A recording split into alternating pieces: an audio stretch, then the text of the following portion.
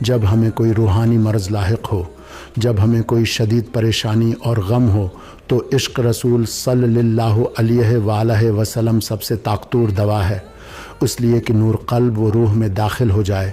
ان لوگوں کا تصور کریں جنہیں وہ گواہی دینے اور سیدنا محمد صلی اللہ علیہ وآلہ وسلم کے ساتھ ہونے کی صلاحیت کو ان کے درجات تک کھول دیتے ہیں۔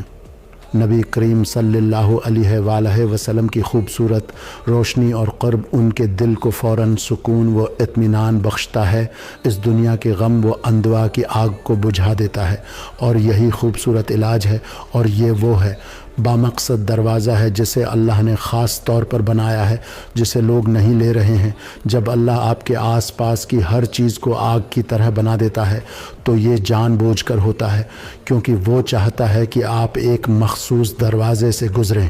ورنہ آپ کو ہر طرف سکون ملے گا، لیکن ان مشکلات سے بھی کوئی سکون نہیں ملتا۔ جب ہم لا حول ولا قوت الا باللہ العلی العظیم کہتے ہیں